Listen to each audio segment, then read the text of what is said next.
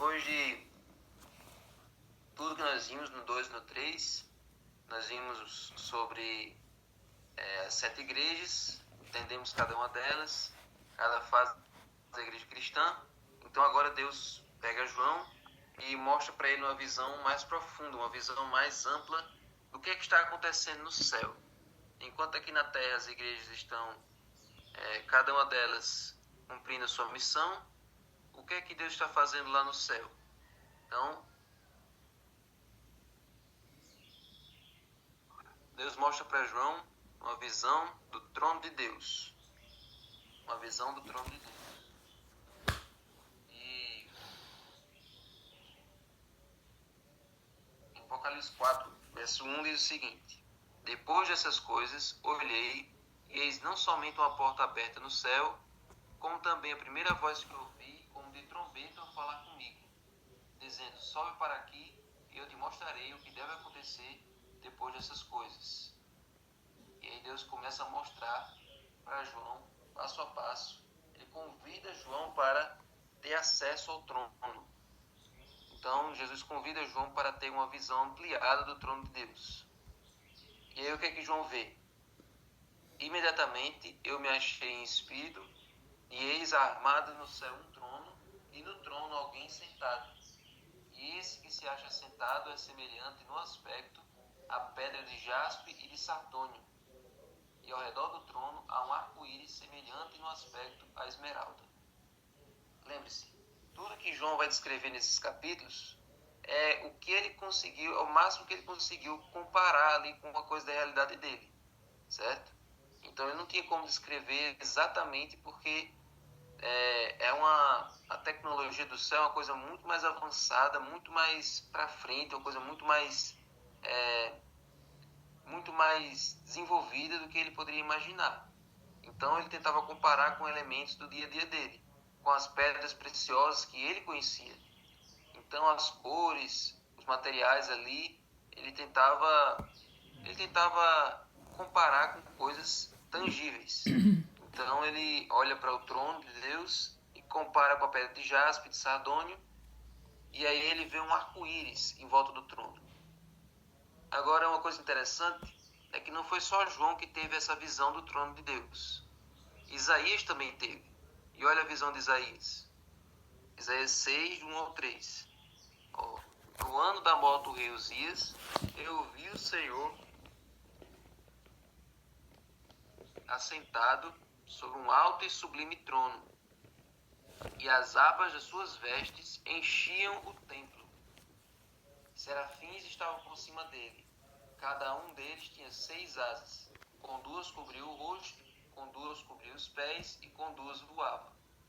E clamavam uns aos outros, dizendo: Santo, Santo, Santo é o Senhor dos exércitos, toda a terra está cheia da sua glória. No céu você sabe que existem 3 tipos de anjos. Existem os serafins, que têm 6 asas, que correspondem a todo o exército de Deus. Tem os querubins, que têm 4 asas, que são os querubins, os anjos que ficam do lado do trono de Deus, os anjos mais proeminentes. E tem o arcanjo, que o arcanjo só existe um, que é Jesus. Jesus é Deus, mas ele atua como o arcanjo, o chefe dos anjos, certo? Então, essas são as 3 classificações de anjos que tem no céu. Então Isaías teve essa visão e Daniel também teve. Olha a visão de Daniel. Continuei olhando até que foram postos uns tronos, e o ancião de dia se assentou. Sua veste era branca como a neve, e os cabelos da cabeça como a pura lã. O seu trono eram chamas de fogo, e as suas rodas eram fogo ardente. Um rio de fogo manava e saía diante dele. Milhares e milhares o serviam, e miríades e miríades estavam diante dele. Assentou-se o tribunal, e se abriram os livros. Ainda na visão de Ezequiel, que nós vimos antes, melhor, não vimos ainda, né? Ezequiel, ele vê o trono de Deus como se fosse um trono ambulante. É uma pavimentação, é um pavimento de jaspe, e embaixo o trono de Deus tem umas rodas. Essas rodas têm uma roda dentro da outra. bem interessante essa visão, porque não é uma roda tradicional, é uma roda que está dentro de outra, que está dentro de outra, que se move em todas as direções. Mostrando que o trono de Deus não é estático, não é parado. Deus está sempre em movimento. Ou seja, então, Ezequiel, Daniel e João lá no Apocalipse tiveram a mesma visão do mesmo trono, do mesmo lugar, da mesma cena. Só que com alguns elementos diferentes e com alguns elementos semelhantes. Então, vocês viram que na visão de João, acima do trono tem um arco-íris.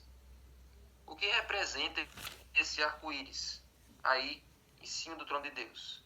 Vocês lembram que assim que terminou o dilúvio, vocês podem conferir lá em Gênesis 9, do 11 ao 17, Deus promete a Noé de que nunca mais ele ia levantar um dilúvio sobre a terra, e como a garantia de que ele não ia mais fazer isso, ele colocou o seu arco nas nuvens.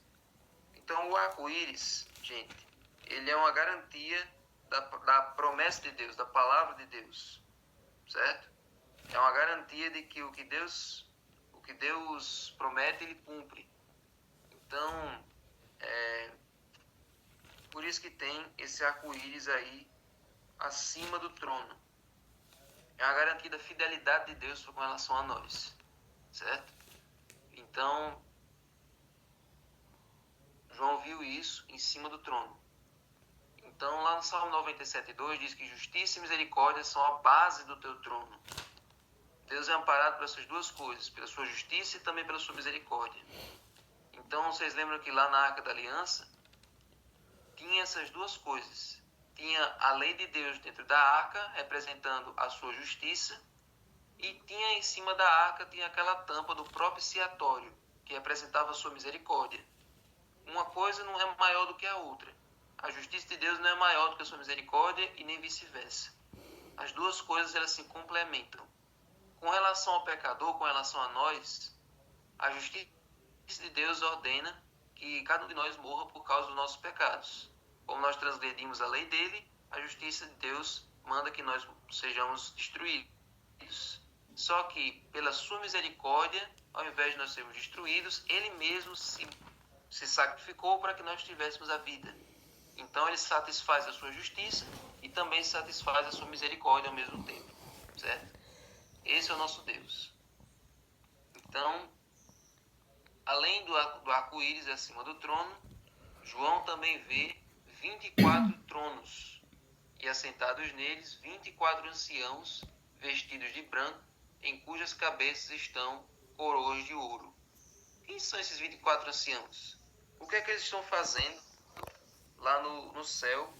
O que é que eles estão fazendo ali ao redor do trono de Deus? Pelo jeito como está sendo descrito. Eles não são habitantes de outros mundos. Quem são esses 24 anciãos? Aí você tem uma visão ampla aí de como é o trono de Deus. Tem os 24 anciãos ali em círculo ao redor, como se fosse uma plenária. Estão todos sobre um pavimento de vidro, né? Tem os 4 seres viventes aí no meio, certo? E no centro tem o Cordeiro de Deus com um livro com 7 selos, certo? Sobre o Cordeiro de Deus e sobre o livro nós vamos estudar amanhã. Hoje eu quero me concentrar apenas nos outros detalhes do trono. Quero falar sobre o arco-íris, nós já falamos, quero falar sobre os 24 anciãos e quero falar sobre os 4 seres viventes.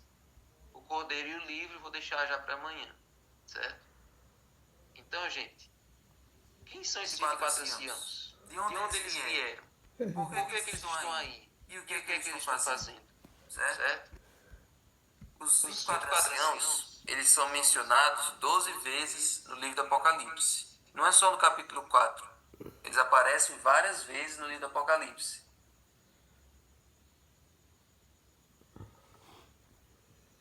Inclusive, eu acho que tem um deles que fala com João. Tem um desses anciãos que se comunica com João no capítulo 5. Certo? Então, eles estão sentados em tronos. Eles não estão assistindo ali nos bastidores. Eles estão assistindo ali, eles estão participando ativamente da adoração. Então eles estão sentados em tronos, estão vestidos de branco têm coroas na cabeça e são assistentes sacerdotais de Cristo. Olha aí que privilégio. Jesus é o sumo sacerdote e esses 24 anciãos são assistentes sacerdotais. Então eles têm uma função aí bastante privilegiada. Agora, quem são eles? Assim, você se lembra da promessa de a Laodiceia? Ao vencedor dar-lhe-ei sentar-se comigo no meu trono, assim como também eu venci e sentei com meu Pai no seu trono. Então Jesus divide o trono dele conosco. Ele divide o trono dele conosco. Agora, isso não é motivo para a gente ficar se orgulhando que nem Tiago e João. O problema de Tiago e João é porque a mãe deles chegou para Jesus e disse: coloque eles dois do seu lado, um à esquerda e outro à direita, para ter o mesmo poder, para ter o mesmo grau de importância perto do Senhor. Então, Jesus não diz quem é que vai ser privilegiado de ficar à sua direita ou à esquerda, e nem ele diz: você vai ter uma posição de destaque no meu reino. Não. Jesus promete que todos nós vamos ter posições de destaque. Todos aqueles que foram salvos pelo sangue vamos ter o privilégio de reinar e sentar com ele no seu trono. Não vai ter uma pessoa mais destacada do que os outros. Todos nós, junto com os heróis da fé, junto com os personagens da Bíblia, junto com os pioneiros, todos vão ter o mesmo privilégio diante de Deus. A mesa é para todos. Os tronos são para todos. Certo? Agora, quem são esses 24 que já estão lá? Olha só, é muito provável de que essas pessoas elas foram vitoriosas sobre o pecado, né? E foram escolhidos como representantes de todos os salvos, certo? Olha só, lembre-se desse detalhe aqui, ó. E Jesus, clamando outra vez com grande voz, rendeu o espírito. E eis que o véu do templo se rasgou em dois, de alto a baixo, e tremeu a terra, fenderam-se as rochas. E abriram-se os sepulcros, e muitos corpos de santos que dormiam foram ressuscitados. E saindo dos sepulcros, depois da ressurreição dele, entraram na cidade santa e apareceram a muitos. Mateus 27, 50 a 53. Então, gente, esses anciãos são esse grupo de pessoas que ressuscitou no dia da ressurreição de Cristo. Ou melhor, no dia da morte de Cristo, porque Jesus, assim que ele fechou os olhos, houve um terremoto e esses sepulcros se abriram. Então essas pessoas que ressuscitaram aí são santos escolhidos, santos especiais. Eles ressuscitaram e eles saíram proclamando em Jerusalém que Jesus tinha ressuscitado. Então eram pessoas conhecidas pelos judeus que estavam em Jerusalém. Ou seja, no domingo de manhã, quando Jesus ressuscitou, os guardas foram contar para os sacerdotes, e os sacerdotes mandaram eles contarem para as pessoas de que o corpo de Jesus tinha sido roubado, né? Inventaram uma história. Só que, para desmentir o que os guardas diziam, essas pessoas que ressuscitaram aí, esse grupo de pessoas que eram conhecidas do povo, elas começaram a proclamar a verdade, dizendo: olha, quando Jesus morreu, nós ressuscitamos, vocês nos conhecem, vocês viram, vocês sabem que a gente está morto há muito tempo e agora nós voltamos à vida. Então, se a gente voltou à vida, é sinal de que ele voltou também. Ou seja, esse grupo aí testemunhou da ressurreição de Jesus para as pessoas. Então, quando Pedro foi pregar em Atos 2, aquelas 3.000 pessoas foram batizadas, a maioria daquelas pessoas se converteu por causa do testemunho desse grupo aí que ressuscitou. Desse grupo aí que voltou à vida no dia da morte de Jesus. Então, esse grupo aí foi um grupo especial. Foi um grupo selecionado por Jesus para proclamar a sua ressurreição e também, gente, para servirem de representantes da raça humana lá no céu. Sabia disso?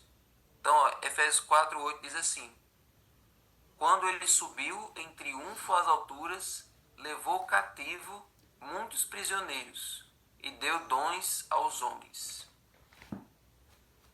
Essa expressão levou cativo muitos prisioneiros pode parecer uma expressão muito estranha para o que Jesus fez, né? Mas Jesus levou esse grupo de pessoas, gente, como... tem uma expressão que diz que Jesus levou como um óleo movido, como um grupo, como se fossem troféus, como se fossem prêmios. Então Jesus chegou na presença do Pai, chegou na presença dos anjos, com aquele grupo de pessoas pessoas salvas, dizendo, olha, esse aqui é só um grupo especial, esse grupo aqui é só uma amostra, mas logo logo eu vou trazer todos os meus filhos de todas as épocas para comporem aqui o céu, para morarem nas mansões que eu vou começar a preparar para eles. Mas como uma amostra desse grupo que eu vou trazer, estou trazendo aqui essas 24 pessoas.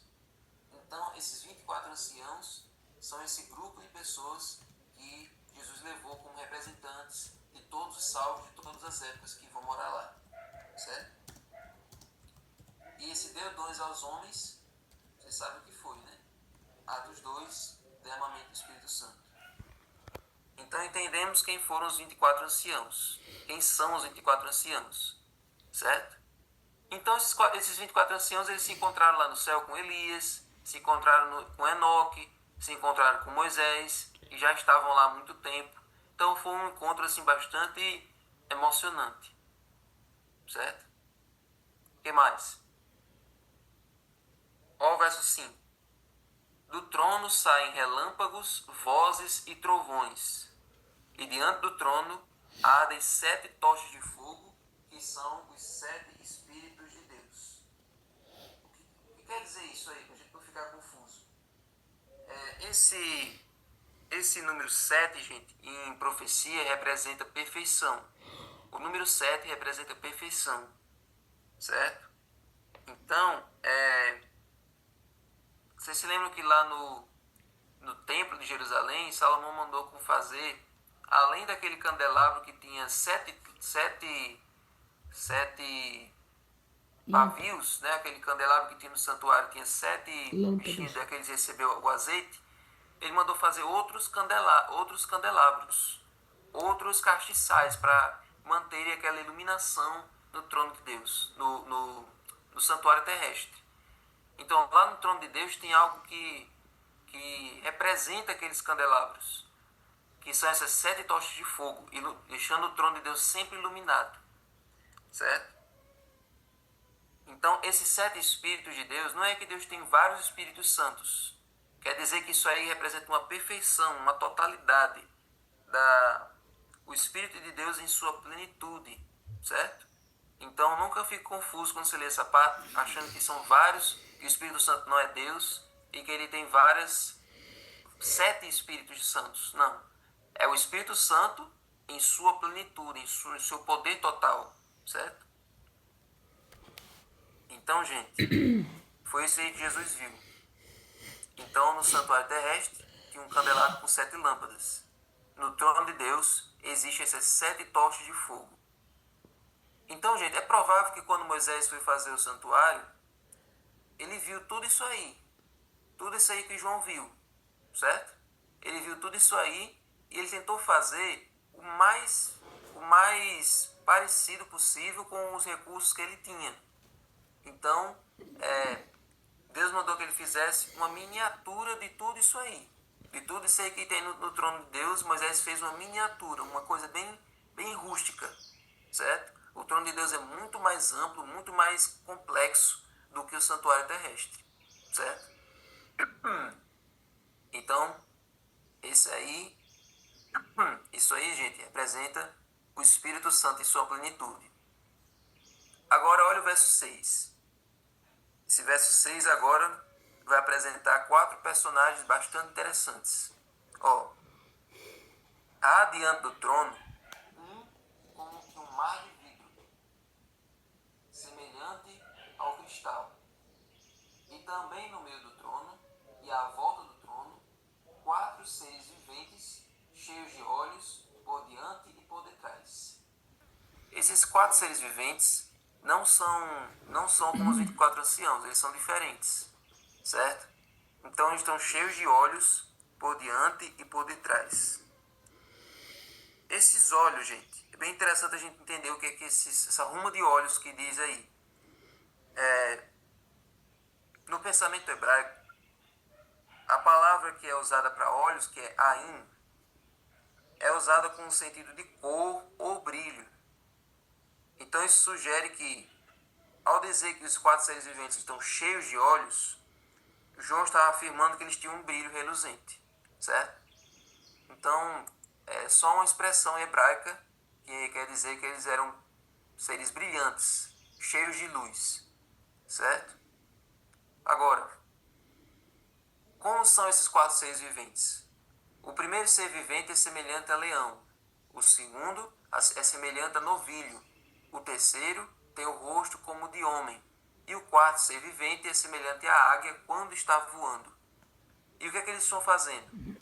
Os 4 seres viventes, tendo cada um deles 6 asas, estão cheios de olhos ao redor e por dentro. Não tem descanso, nem de dia nem de noite, proclamando: Santo, Santo, Santo é o Senhor Deus, o Todo-Poderoso, aquele que era, que é e que há de vir.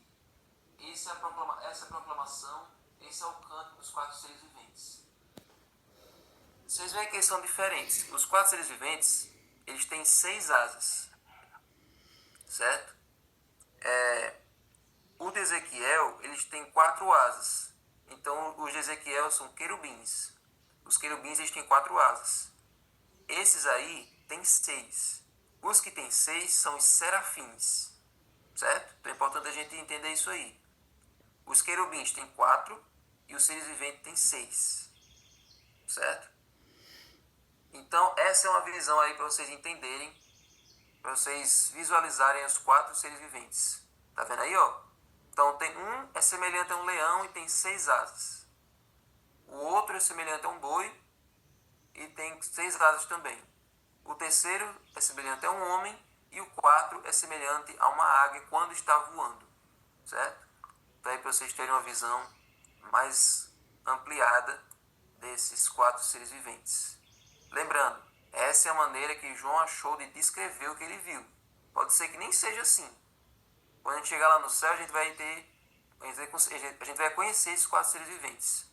Então João comparou o que ele achou mais aproximado aí. A um leão, a um boi, a um homem e a uma águia. Certo? Agora, gente, agora que vem a melhor parte do estudo de hoje. Esses 4 seres viventes, eles aparecem também lá em Ezequiel. Ou seja, não foi uma coisa só que só João viu.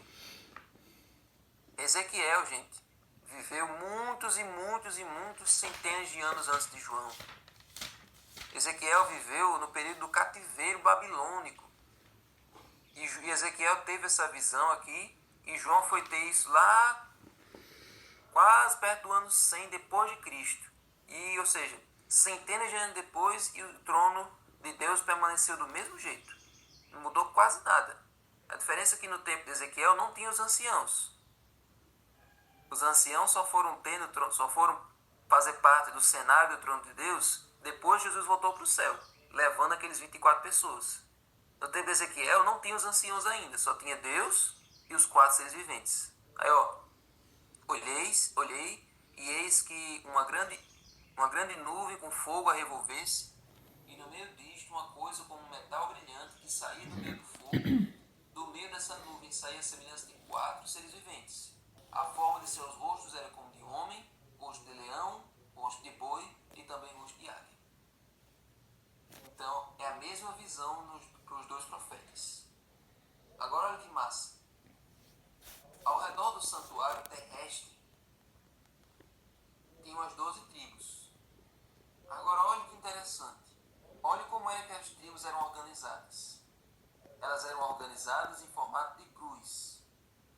3 ficavam a oeste, 3 ficavam a leste, 3 ficavam ao norte e 3 ficavam ao sul.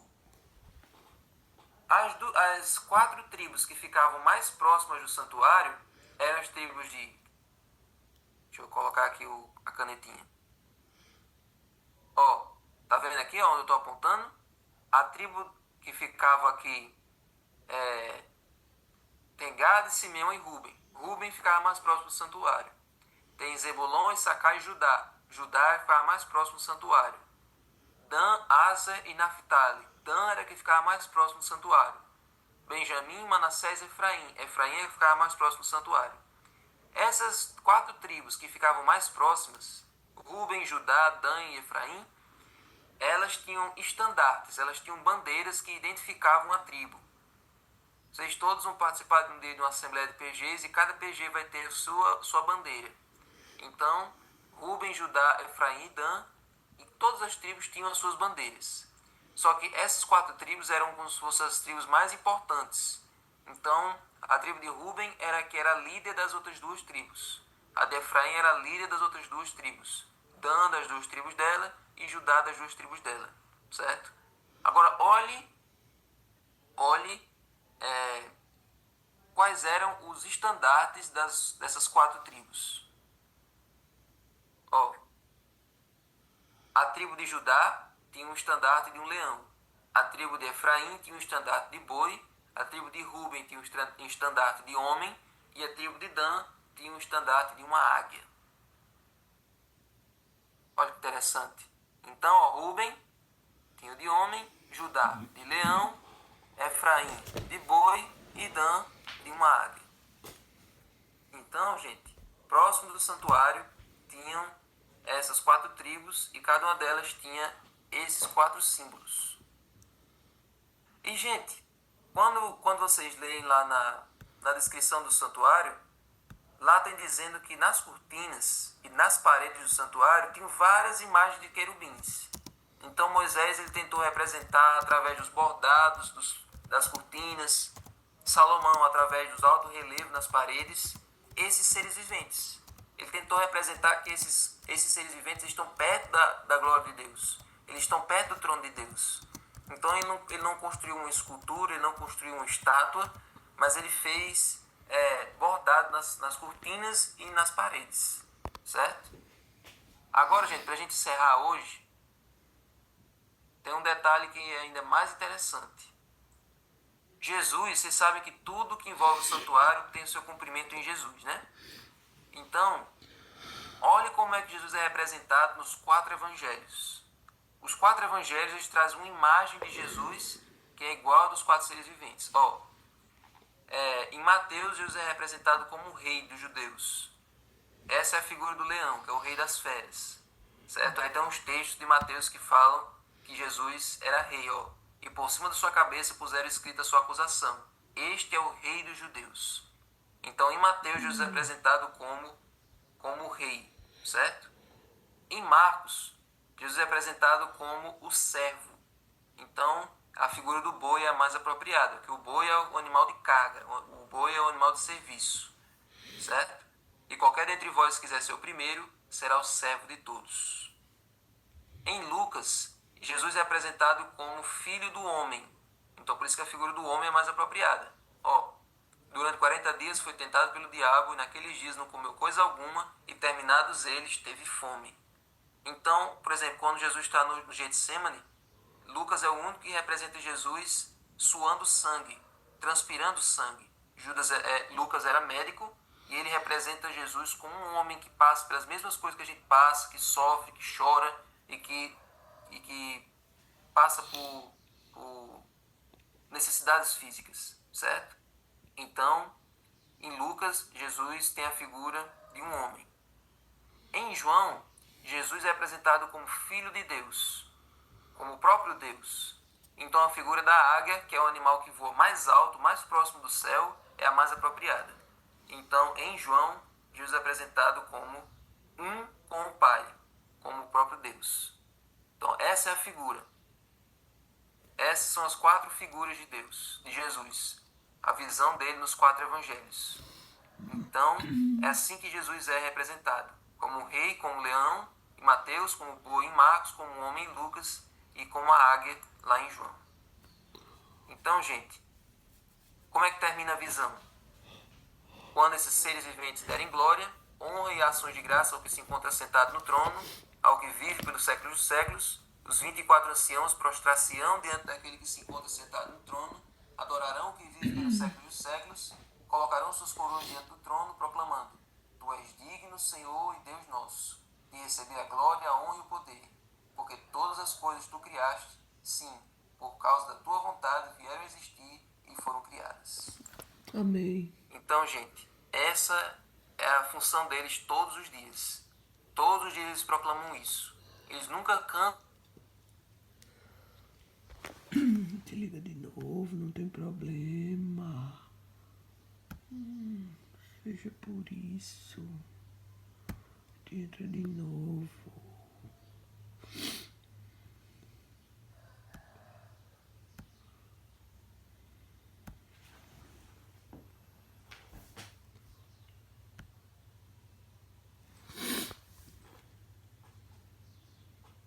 Ai, meu Deus, escorregado. Eles nunca cansam de proclamar o nome de Deus, nunca cansam de falar da glória de Deus, de exaltar o quanto Deus é santo, o quanto Deus é poderoso. Essa é a função deles todos os dias. Então, gente, um dia nós vamos conhecer esse trono ao vivo. Um dia todos nós vamos poder passear nesse trono, ver como é que ele funciona. Vamos fazer uma tour pelo céu e entender, conhecer ali a glória de Deus em sua totalidade. Porque hoje nós não podemos ver ele face a face. Hoje, assim como Moisés, nós só vemos ele de costas. Só vemos ele por uma penumbra. Um dia nós vamos conhecê-lo como ele é, na beleza da sua santidade. Um dia nós vamos ver ele face a face, vamos morar com ele e estar com ele pessoalmente, fisicamente. Não vai ter mais a barreira do pecado, não vai ter mais esse véu que nos separa dele. Nós vamos estar com ele todos os dias. Então essa realidade aí vai ser a nossa logo logo. Mas, gente, hoje, enquanto nós não podemos ver ele face a face, Jesus já nos convida para fazer uma coisa. Hebreus 4,16. Acheguemo-nos, pois, confiadamente junto ao trono da graça, a fim de recebermos misericórdia e acharmos graça para socorro em ocasião oportuna.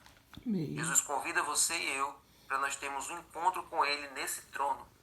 Esse trono, gente, a gente lê assim e pensa que é um lugar inacessível para nós, mas Jesus convidou João para assistir essa visão do trono. E assim como ele convidou João, ele convida todos nós. Esse trono é para nós. Esse lugar foi preparado para atender a raça humana, para atender a cada ser humano que chegar até aí pedindo perdão. Amém. Então aquele que é justiça, aquele que é misericórdia, aquele que é todo amor, aquele que é todo poder, também ele se inclina para ouvir as preces das pessoas que vão até ele. Amém. Ele mora no alto e sublime trono, mas ele também habita com humilde e contrito de espírito. Isso é o que diz lá em Isaías. Amém. Ele está lá na glória na glória mais clara de todas. Mas ele desce em socorro, como diz lá no Salmo, ele vem montado no querubim para atender, para livrar você de qualquer perigo, para livrar você do poder de Satanás. Amém. Então, gente, você pode chegar com confiança nesse trono, você pode chegar lá a hora que você quiser, que ele vai estar de plantão para atender você e para salvar você. Amém? Amém. Então agora vamos orar e vamos pedir a Deus que cada dia nós possamos chegar nesse trono com confiança de que nós vamos encontrar salvação. Senhor Deus, Tu és digno, Senhor, de receber a glória, a honra e o poder, porque o Senhor é o Criador de tudo e o Senhor é o Salvador de cada um de nós. Amém. Nos ajuda, Senhor, a ter confiança para chegarmos diante de Ti todos os dias. Sim, Senhor. Reconhecer o Senhor como nosso advogado. Reconhecer o Senhor como o único que pode transformar a nossa vida e mudar a nossa natureza do jeito que o Senhor quer. Amém. Por favor, Senhor, nos ajuda a nos preparar para conhecer o lugar da Tua habitação. Sim, Deus. E hoje, Senhor, mora no nosso coração, mora em nossa casa, mora em nossa vida. Sim. Faz o Teu trono no nosso ser. Faz o Teu trono na nossa vida, no nosso coração. E agora cada um de nós vai para as suas igrejas, cada um vai para os seus templos locais, que o Senhor faça dos templos também o Teu templo. Que o Senhor faça dessas casas que nós construímos para Ti, que o Senhor faça o lugar da Tua habitação também. Que os Teus anjos morem ali. Que os seres viventes também cantem ali nos nossos templos, louvando a Ti o tempo todo. E que a nossa voz possa se unir à voz dos anjos para proclamar que o Senhor é digno de toda adoração. Amém. Fica conosco, dá-nos uma boa manhã e um excelente sábado. Em nome de Jesus. Amém. Amém. Glória a Deus. Amém. Amém. Bom dia, feliz sábado, pessoal. Povo de Deus. Bom dia, feliz sábado. Bom Bom dia, feliz sábado.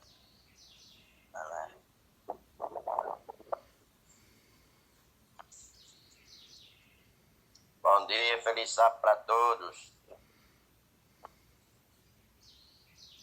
Amém.